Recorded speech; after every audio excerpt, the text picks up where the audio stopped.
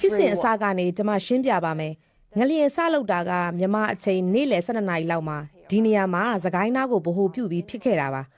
ငလျင်တိုင်းနဲ့စနစ်အရဆိုရင် Richter scale ကပြင်းအား 9.9 ရှိပါတယ်ဒါကပြင်းအားအတော်ကြီးတာမျိုးပါဒါပေမဲ့နောက်ထပ်12မိနစ်အကြာမှာနောက်ထပ်ငလျင်တစ်ခုထပ်လှုပ်ပါတယ်အဲ့ဒါကပြင်းအား 6.4 ရှိပါတယ်အဲ့ဒီနောက်ဒီနေရာတစ်ဝိုက်မှာပဲနောက်ထပ်ငလျင်တွေ9ခုလောက်ကိုစက်တိုက်လှုပ်ခဲ့ပါတယ်အဲ့ဒီနေရာတွေကိုဒီမြေပုံမှာပြထားပါတယ်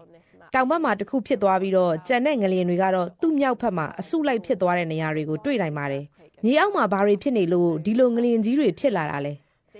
မြေပုံကိုဒီမှာနည်းနည်းချဲ့ကြည့်ရင်ပြည့်ရွေကြောတွေကိုတွေ့နိုင်ပါတယ်မြန်မာကအဓိကငလျင်ကြောကြီး၄ခုစုံတဲ့နေရာနားမှာရှိနေပါတယ်ကမ္ဘာမြေကြီးရဲ့မြေသားလွှာတွေကအပိုင်းကြီးတွေစုနေပြီးသူတို့ကလည်းအချင်းချင်းပုတ်တိုက်ရွေ့လျားနေကြပါတယ်ဒီအောက်မှာကအိန္ဒိယပြည့်ရွေကြောနဲ့ဒီအပေါ်ဘက်မှာကယူရေးရှားပြည့်ရွေကြောရှိပါတယ်ဒီအောက်မှာနောက်ထပ်2ခုရှိပါတယ်အဲ့ဒီပြည့်ရွေကြောတွေပုတ်တိုက်မိတဲ့အခါပုတ်အားတွေဖြစ်လာပြီးအဲ့ဒီပုတ်အားတွေကြောင့်ပဲငလျင်တွေဖြစ်လာတာပါအစောပိုင်းမှာတွေ့ရတဲ့ဒီအထောက်အထားတွေအရ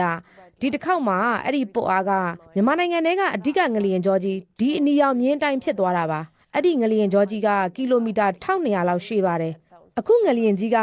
ဒီလောက်ပြင်းအားကြီးပြီးကြဲကြဲပြန့်ပြန့်ပျက်စီးမှုတွေဖြစ်ရတာကငလျင်ရဲ့ဗဟိုချက်ကမြေအောက်မှာအတော်လေးတိမ်ပါတယ်10ကီလိုမီတာလောက်ပဲရှိပါတယ်ထိုင်းနိုင်ငံကဘန်ကောက်မြို့ဆိုရင်အဲ့ဒီငလျင်ဗဟိုချက်ကနေကီလိုမီတာ1000လောက်အထိဝေးပါတယ်အဲ့ဒီလောက်နေရာအထိကိုငလျင်ရဲ့ပြင်းထန်တဲ့ရိုက်ချက်ခံရတာကတော့ဒီငလျင်ကြောကအဖြောင့်အတိုင်းအရှည်ကြီးရှိတော့ငလျင်လှုပ်ခါချက်ရဲ့ပြင်းအားတွေကအောက်ဖက်အထိရောက်လာတာပါအခုထိပြောနိုင်တာကဒီငလျင်ဟာပြင်းအားအတော်ကြီးတာမို့သေဆုံးဒဏ်ရာရတာတွေနောက်ထပ်အများကြီးတိုးလာနိုင်စရာရှိပါတယ်